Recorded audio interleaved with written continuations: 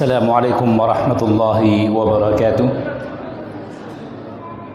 Innal hamdalillah nahmaduhu wa nasta'inuhu wa nastaghfiruh wa na'udzu billahi min shururi anfusina wa min sayyiati a'malina may yahdihillahu fala mudilla lahu wa may yudlil fala hadiya lahu. Asyhadu an la ilaha illallah wahdahu la syarika lahu وأشهد أن محمدا عبده ورسوله يا أيها الذين آمنوا اتقوا الله حق تقاته ولا تموتن إلا وأنتم مسلمون أما بعد فإن أصدق الحديث كتاب الله وخير الهدى هدى محمد صلى الله عليه وسلم وشر الأمور محدثاتها وكل محدثات بدعة وكل بدعة ضلالة wa kullu dhalalatin finnar. A'adhani Allah wa iyyakum minadh dhalalati wan nar. Ikhwani fid din, beriman kepada apa yang diturunkan kepada Nabiullah Muhammad sallallahu alaihi wasallam. Pada pertemuan malam hari ini kita akan melanjutkan pembahasan dalil-dalil yang ada, di mana Syekh menyebutkan 4 ayat dalam bab, dan kita masuk pada ayat yang keempat, yaitu surah Al-Maidah ayat ke-50. Berkata penulis Syekh Muhammad bin Sulaiman At-Tamimi rahimahullah ta'ala, wa qaulillahi ta'ala afa hukmul jahiliyati yabghun wa man ahsanu minallahi hukma liqaumin yuqinun. Dan firman Allah subhanahu wa ta'ala yang artinya, apakah dengan hukum jahiliyah, apakah hukum jahiliyah yang mereka cari, dan siapakah yang lebih baik hukumnya selain hukum Allah bagi orang-orang yang yakin, bagi orang-orang yang yakin. Baik, dalam ayat ini secara tegas kita dapatkan pengingkaran Allah subhanahu wa ta'ala terhadap orang-orang yang mencari hukum selain hukum Allah subhanahu wa ta'ala. Orang-orang yang menjadikan hukum selain hukum Allah sebagai aturan, pegangan, dan jalan hidup mereka. Mereka berhukum kepadanya, menjadikannya sebagai sumber hukum tertinggi dalam kehidupan mereka. Pengingkaran itu datang dalam 3 bentuk. Kalau kita lihat dalam ayat tegas, pengingkaran dalam 3 bentuk. Yang pertama adalah istifham ingkari atau pengingkaran. Afa hukmul jahiliyati yabghun. Ada hamzah istifham, yang mengisyaratkan pertanyaan, tetapi sekali lagi dia bukan pertanyaan yang membutuhkan jawaban. Dia pertanyaan yang sifatnya pengingkaran. Ya, mengapa mereka mengambil hukum jahiliyah? Ya, jadi pertama pengingkaran. Yang kedua, disifatkannya hukum selain hukum Allah sebagai hukum jahiliyah. Dan yang ketiga, Allah mensifatkan bahwa hukumnya, hukum Allah jauh lebih baik daripada hukum selain hukum Allah. Maka tiga pengingkaran ini kita dapatkan dalam ayat yang ringkas, menunjukkan dari bentuk tauhid, dari bentuk keimanan, seseorang mengembalikan perkara hukum kepada hukum Allah Subhanahu wa ta'ala, bukan hukum jahiliyah, karena tidak ada hukum yang terbaik selain hukum Allah Subhanahu wa ta'ala. Baik. Demikian ayatnya secara ringkas. Mari kita lihat kitab Al-Jadid Syarah Kitab Tauhid karya dari Dr. Muhammad bin Abdul Aziz Al-Qarawi ketika beliau membahas ayat ini. Perkara pertama adalah penjelasan beberapa kata dalam ayat. Penjelasan kata-kata dalam ayat, syarhul kalimat. Beliau berkata, "Afa hukmul jahiliyah?" Apakah hukum jahiliyah? Jadi ada hamzah istifham yang menunjukkan pertanyaan.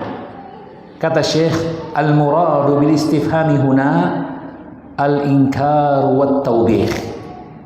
Yang dimaksud dengan pertanyaan di sini adalah pengingkaran dan celaan, taubih. Pengingkaran dan celaan.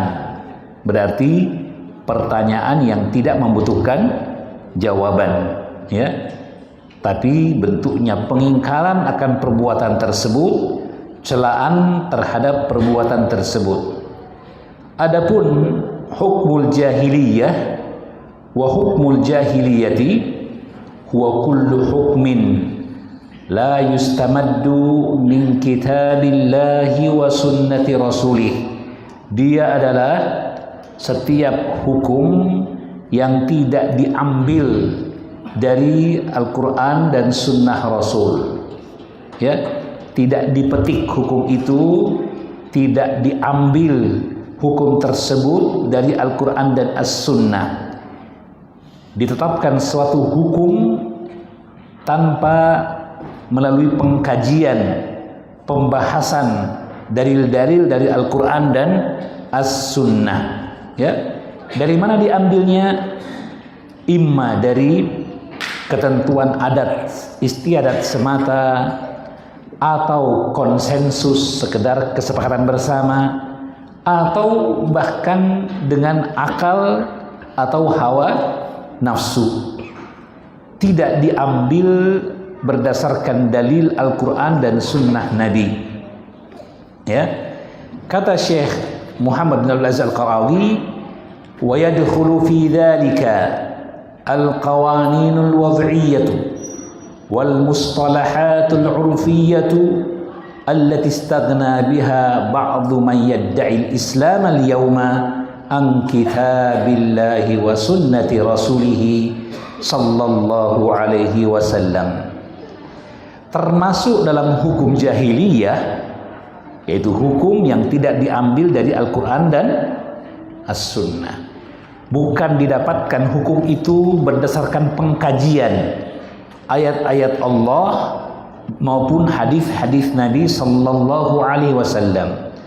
Termasuk dalam hukum jahiliyah al-qawanin al-wad'iyah, undang-undang buatan manusia, ya, wal mustalahat al-urfiyah, serta istilah-istilah adat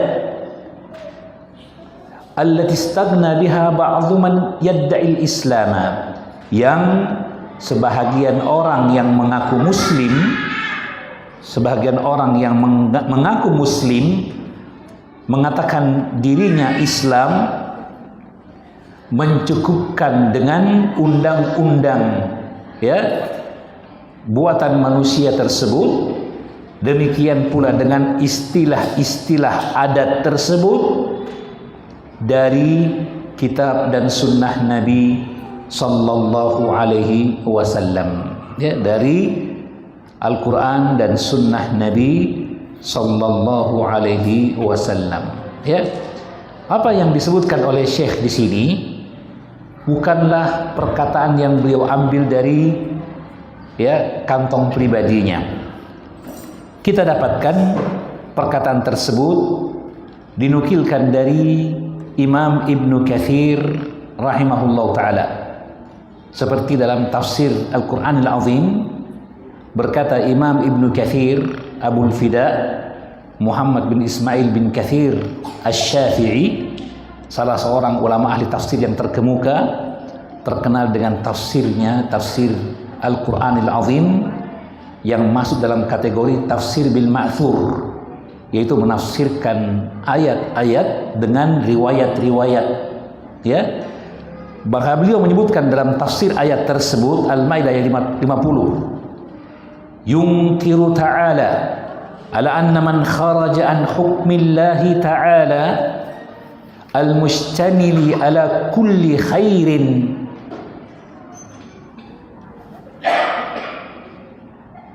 ini keliru nih, teksnya keliru, ya. Kita cari teks yang paling bagus, ya.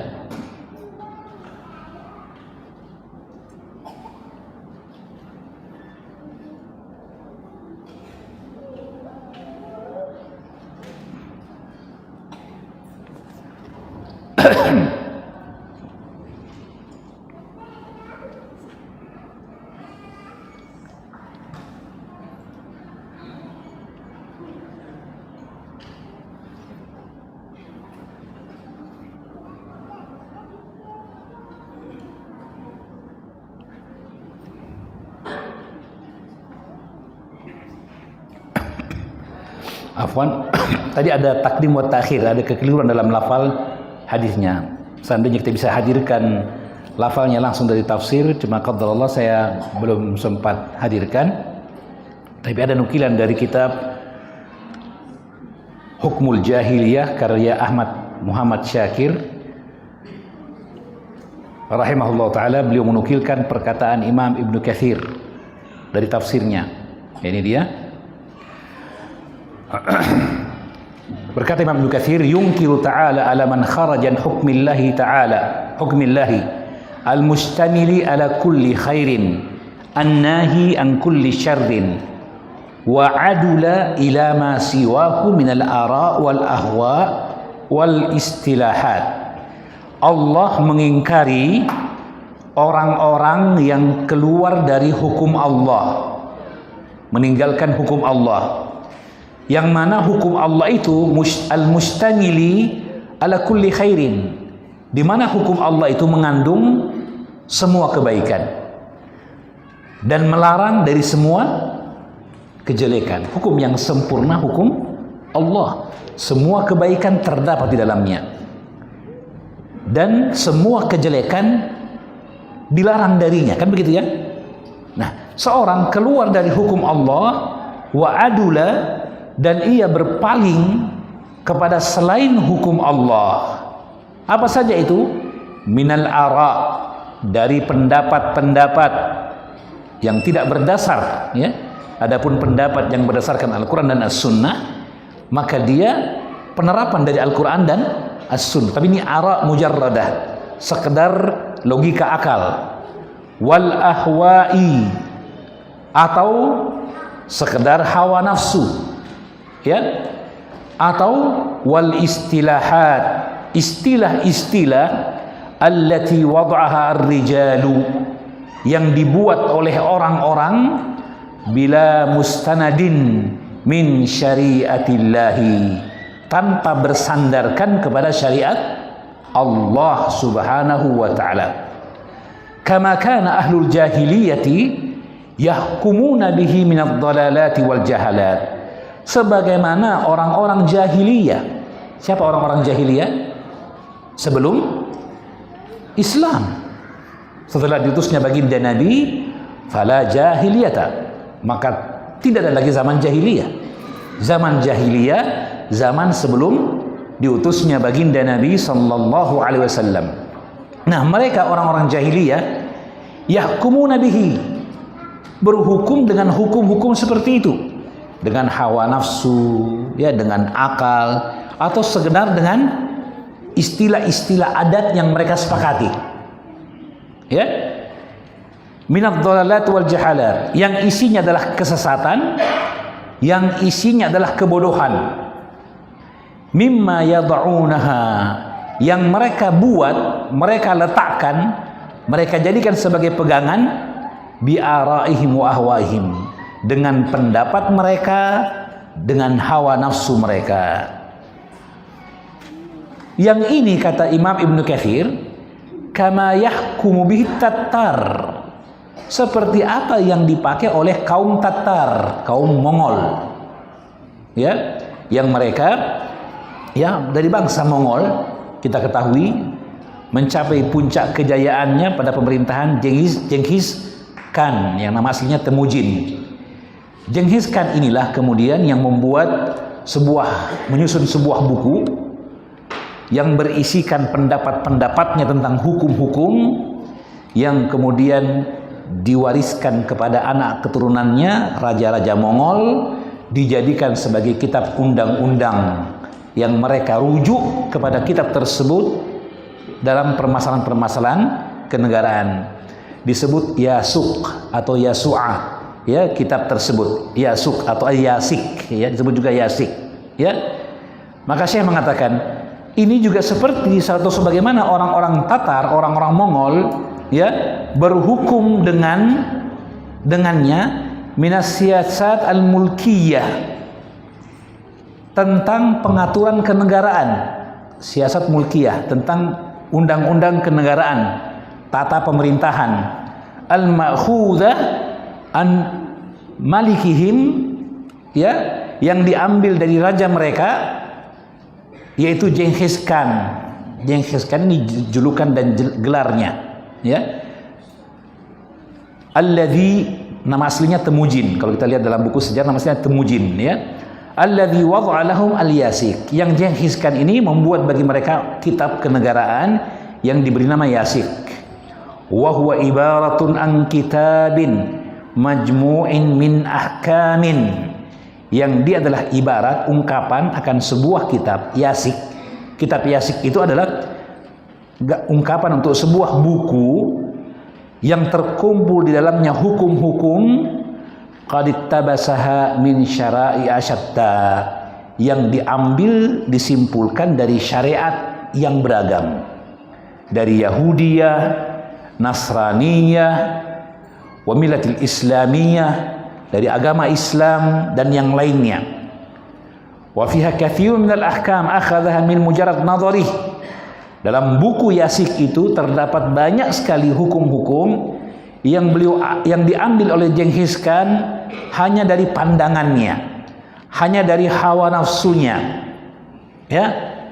Fasarat fi banihi, maka pada keturunan Genghis Khan, raja-raja Mongol berikutnya, menjadi syara'an muttaba'an, syariat yang diikuti, yuqaddimunahu 'alal hukmi bi kitabillahi wa sunnati rasulih sallallahu alaihi wasallam, yang mereka dahulukan hukum itu dari kitabullah dan sunnah Rasul. Faman fa'ala dzalika minhum, maka kata Imam Ibnu Katsir, ini Ibnu Katsir, masih Ibnu Katsir, ya, Asy-Syafi'i, maka barang siapa yang melakukan perkara tersebut dari mereka, pengikut Tatar, fahuwa kafir, maka dia kafir. Yajibu qitaluh, wajib untuk diperangi, hatta yarji'a ila hukmillahi wa rasulih, sampai dia kembali kepada hukum Allah dan Rasulnya. Yahkumu siwahu fi qalin wala kathir, dia berhukum dengan selain kitab tersebut dalam perkara besar, kecil maupun perkara besar. Allah berfirman, afa hukmul jahiliyati yabghun, apakah hukum jahiliyah yang mereka inginkan. Jadi dari Ibnu Katsir, ya, tentang perkara tersebut tadi dari Imam Ibnu Katsir dan selainnya dari para ulama mengingatkan dari berhukum dengan hukum yang dibuat oleh manusia meskipun apa yang mereka sepakati di antara mereka dan mereka tinggalkan dengannya hukum Al-Quran dan sunnah Nabi sallallahu alaihi wasallam. Yabgun, adapun makna yabgun ay yuridun, yabtagun, yang mereka cari. Al-bughyah artinya tujuan yang diinginkan. Bughyah, ya.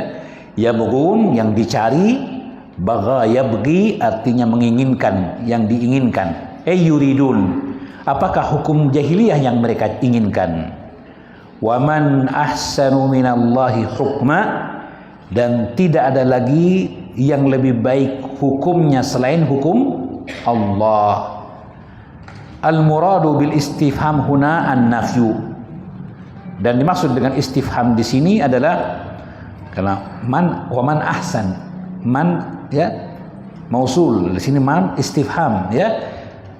Dan siapakah yang lebih baik hukumnya dari selain hukum Allah? Yang diinginkan adalah nafyu, la ya, ahad, la ahada ahsanu hukman min hukmillah. Tidak ada seorang pun yang hukumnya lebih baik dari hukum Allah. Itu maksudnya ya. Jadi waman ahsanu, ini man istifham, tapi yang dimaksud istifham an-nafi, penafian. Wal makna la ahsana min hukmillahi, tidak ada yang lebih baik dari hukum Allah, liman amana bihi wa amila bihi, bagi orang yang beriman kepadanya dan beramal dengannya. Bagi orang yang beriman kepadanya dan beramal dengannya. Jadi jelas di sini pengingkaran kepada orang yang meninggalkan hukum Allah Subhanahu wa taala. Kita ingatkan tadi ada berapa bentuk pengingkaran? Diingkari dari berapa sisi?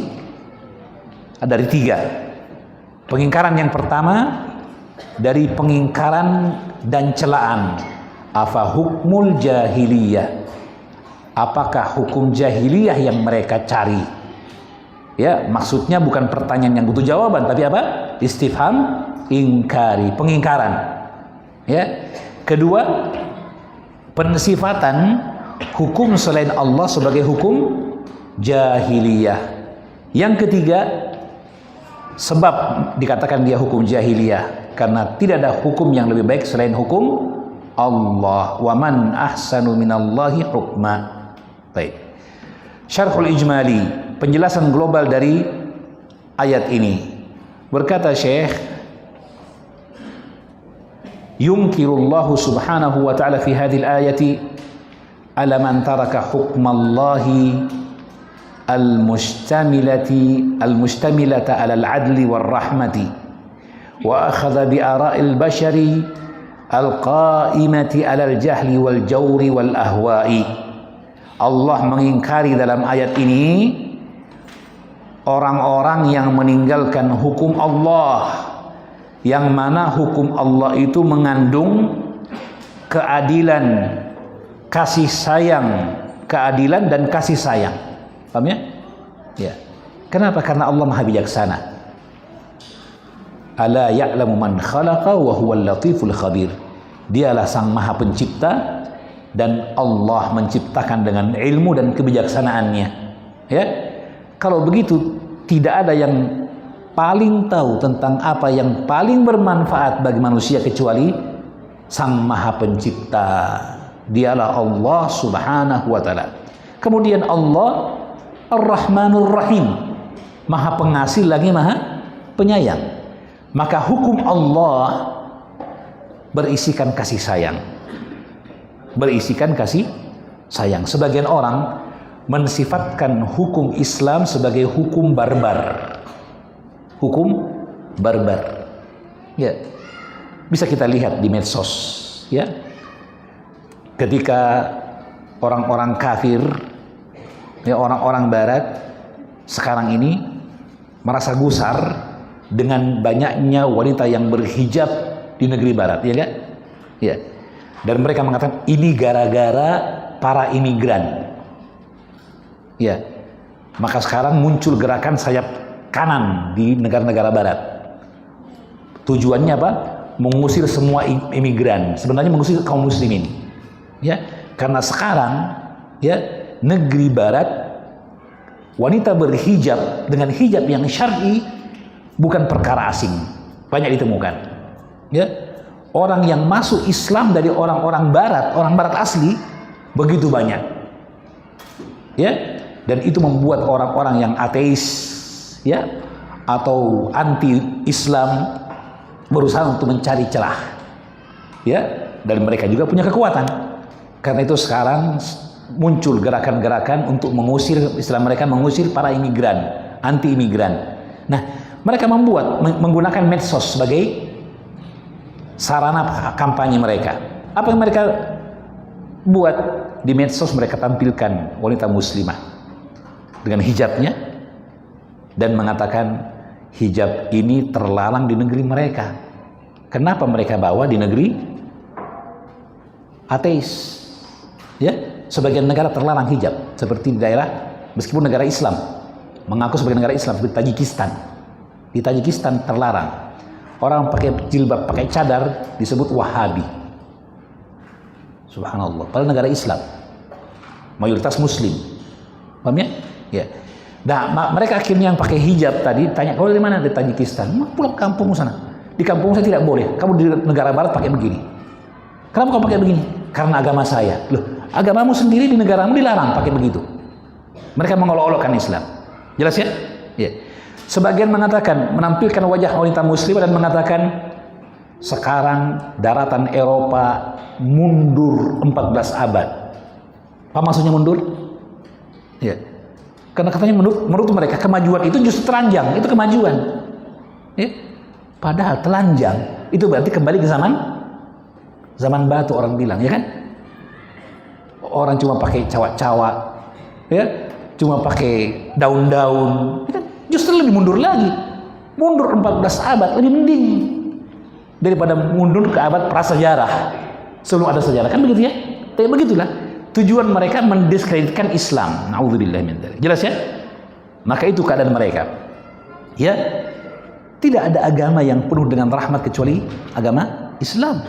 Ya, dan Islam dengan syariatnya justru mensyariatkan hijab bagi wanita sebagai penghormatan kepada mereka. Tapi demikianlah ya.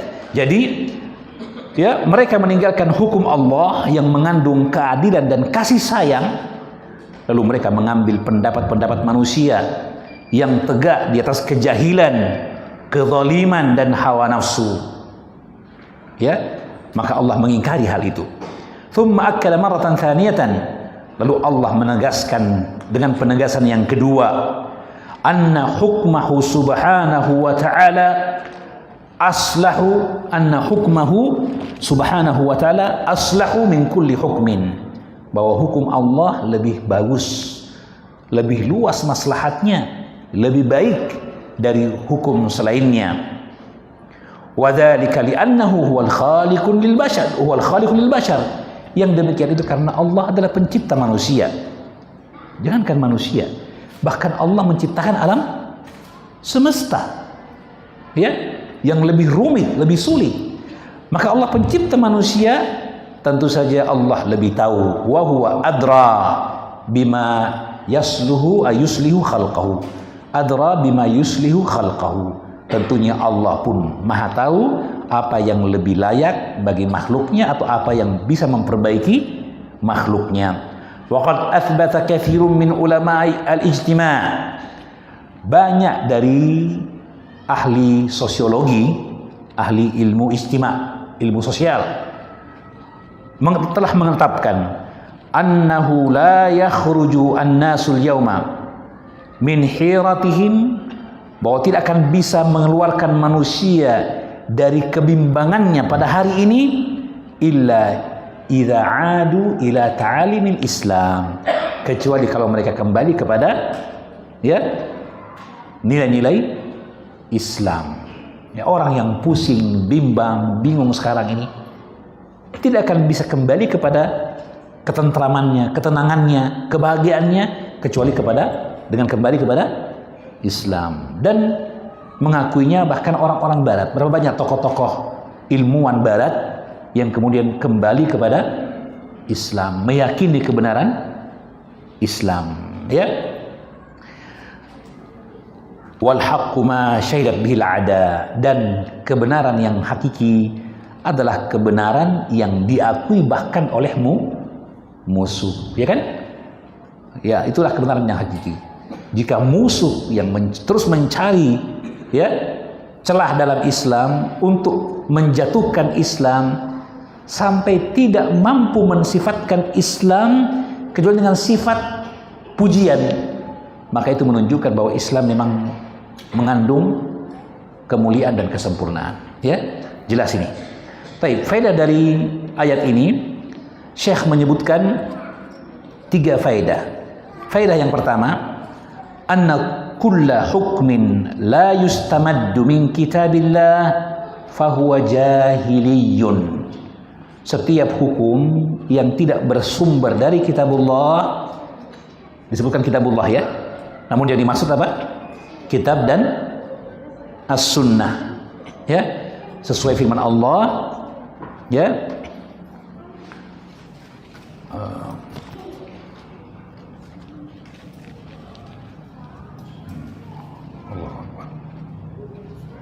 Wa ma yantiqu 'anil hawa in huwa illa wahyun yuha, bahwa Nabi sallallahu alaihi wasallam tidaklah berbicara dari hawa nafsunya, tidaklah dia melainkan wahyu. Dengan ayat ini para ulama mengatakan hadis-hadis Nabi sallallahu alaihi wasallam yang diriwayatkan dengan asanid as-sihah, sanad yang sahihah, maka dia adalah sebenarnya kalam ilahi, wahyu Allah. Paham ya? Karena apa yang bersumber dari perkataan Nabi bukanlah dari hawa nafsunya, sebagaimana ayat ini, dia adalah wahyu yang diwahyukan Allah kepada beliau. Jelas ya? Maka wahyu Allah ada 2. Wahyun yutla, ay muta'abbad bitilawati, yaitu Al-Quranul Karim. Wa wahyun la yutla, dan wahyu yang tidak boleh dibaca dalam sholat. Apa itu? Hadis-hadis Nabi sallallahu alaihi wasallam. Maka disebutkan setiap hukum yang tidak diambil dari Al-Quran, maksudnya Al-Quran dan As-Sunnah, maka dia hukum jahiliyah. Faedah yang kedua, butlanu kullu hukmin la yustamaddu min syar'illah, bahwa setiap hukum yang tidak diambil dari syariat Allah maka dia batil. Ya. Yang kedua, yang ketiga, tertulis yang kedua, ya. 2 kali 2. Yang ketiga, tahrimu faslil dini anid daulah, haramnya memisahkan antara agama dengan negara. Ya, sebagian orang, ya, itulah sekuler, memisahkan antara agama dengan negara. Ya, kata mereka negara, agama. Mereka tidak tahu bahwa agama mengatur semua sendi kehidupan manusia. Jika manusia mengatur hubungan antara bapak dengan anak, antara seorang muslim dengan tetangganya, ya, maka pastilah pula syariat akan mengatur hubungan antara seorang warga negara dengan pemimpinnya. Pasti kan? Pasti. Jika masyarakat yang kecil, keluarga, diatur dalam syariat, apalagi masyarakat yang besar seperti negara. Ya. Hanya memang tidak akan kita dapatkan keterangan tentang kenegaraan itu dalam bentuk kalimat-kalimat yang tegas. Al-Quran datang sebagai syariat yang berlaku sampai akhir zaman. Maka dia datang dengan isyarat-isyarat yang mengambil kesimpulan darinya adalah para ulama jahabidah, ulama pakar ilmu syariat, yang mereka mampu berijtihad menyelesaikan masalah yang berkembang dari tahun ke tahun, dari generasi ke generasi, dengan pengetahuan mereka terhadap Al-Quran dan Sunnah Nabi Sallallahu Alaihi Wasallam. Ya, jadi tidak mungkin dipisahkan antara agama dengan negara. Bahkan kita dapatkan sebagian hukum syariat terkait dengan ketetapan pemerintah, ya kan? Seperti hukum had, batas wilayah, kemudian masalah berlebaran bersama pemerintah dan semisalnya, ya. Baik. Kaitan antara ayat dengan bab. Kita dengarkan dulu azan Isya, ya. Kemudian kita lanjutkan nanti dengan beberapa poin terakhir dalam ayat ini.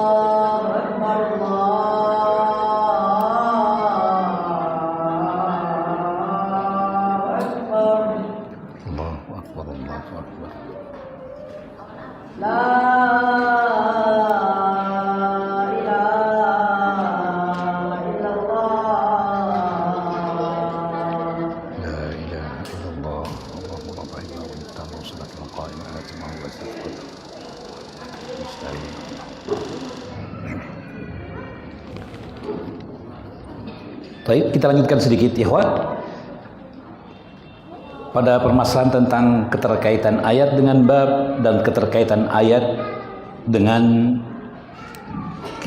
tauhid, dengan permasalahan tauhid. Berkata Syekh Muhammad bin Abdul Aziz Al-Qara'awi, munasabatul ayat lil bab, kaitan antara ayat dengan bab, ya, berhukum dengan selain hukum Allah Subhanahu wa taala. Kata Syekh, haitsu dallatil ayatu ala tahrimi tarki hukmillahi wal akhdhi bi hukmi ghairihi. Yang mana ayat ini menunjukkan haramnya meninggalkan hukum Allah dan mengambil hukum selainnya. Jadi ayat ini tegas menunjukkan kepada kita haramnya meninggalkan hukum Allah dan haramnya mengambil hukum selain hukum Allah Subhanahu wa taala. Baik, dari sisi mana? Dari sisi mana kita dapatkan pengharamannya? Haramnya meninggalkan hukum Allah dan haramnya mengambil hukum selain hukum Allah dari 3 sisi yang tadi disebutkan. Ya, disebutkan oleh Syekh Shalih Al-Utsaimin dalam ta'liqnya terhadap Kitab Tauhid. Beliau menyebutkan bahwa pengharaman itu diambil dari 3 sisi tadi. Yang pertama pengingkaran dengan istifham ingkari, afa hukmul jahiliyati yabghun. Yang kedua dengan pensifatan hukum selain Allah dengan hukum jahiliyah, afa hukmul jahiliyah, ya. Yang ketiga dengan penegasan bahwa tidak ada hukum yang lebih baik selain hukum Allah Subhanahu wa taala. Wa man ahsanu minallahi hukma liqaumin yuqinun. Ya, jadi dari 3 sisi. Pengharaman meninggalkan hukum Allah, pengharaman mengambil hukum selain hukum Allah didapatkan dari 3 sisi tadi yang kita ulang-ulang, ya. Adapun kaitan antara ayat dengan tauhid, kata Syekh, haitsu dallatil ayatu ala tahrimil akhdhi bighairi hukmillah lianna hadha munafin li syahadati an la ilaha illallah. Yang mana ayat ini menunjukkan haramnya mengambil selain hukum Allah, haramnya mengambil selain hukum Allah. Mengapa? Karena mengambil selain hukum Allah bertentangan dengan makna kalimat la ilaha illallah, bertentangan dengan syahadah an la ilaha illallah. Seorang yang bersaksi bahwa la ilaha illallah, la ma'budu bihaqqin illallah, mewajibkan ia untuk senantiasa berhukum dengan hukum Allah Subhanahu wa taala. Bukan hanya dalam hukum ibadah, tapi dalam segala hukum yang diatur oleh syariat. Dia senantiasa menjadikan syariat sebagai pegangan hidupnya, ya, Qur'anan wa sunnatan, baik itu hukum dalam Al-Quran maupun dalam hadis-hadis Nabi sallallahu alaihi wasallam. Dan tentunya untuk, ya, menjalankan syariat, ya, berhukum dengan hukum Allah dan Rasulnya tidak mungkin kecuali dengan beristi'anah, meminta bantuan, ya, pertolongan melalui apa yang telah ditetapkan oleh para ulama Islam, ya, dari hukum-hukum syariat. Seseorang tidak akan mungkin mampu yastaqillu binafsih, secara sendiri, secara mandiri mengambil hukum dari Al-Quran dan As-Sunnah, ya.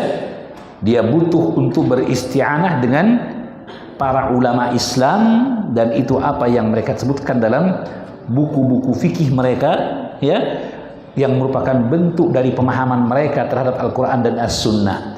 Apa yang mereka gariskan dari hukum-hukum Allah, ya, dari melalui Al-Quran dan Sunnah Nabi sallallahu alaihi wasallam, ya.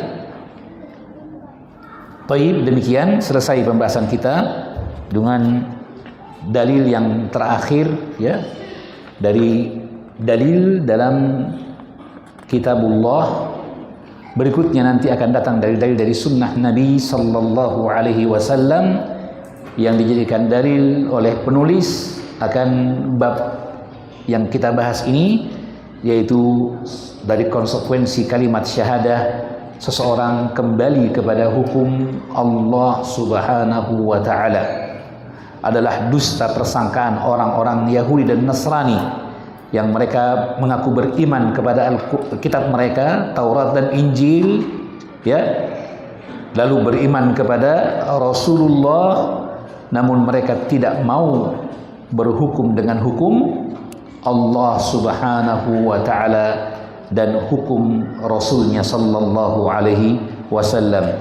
Ayat yang telah kita bahas di awal bab, yang dia ayat yang turun mengingkari perbuatan orang-orang dari ahlul kitab yang kemudian mengaku masuk Islam. Mereka lah golongan orang-orang munafik, mengaku telah beriman kepada agama sebelumnya, lalu kemudian masuk Islam, mengaku beriman kepada Rasulullah, tetapi yuriduna ayyadhakamu ila taghut.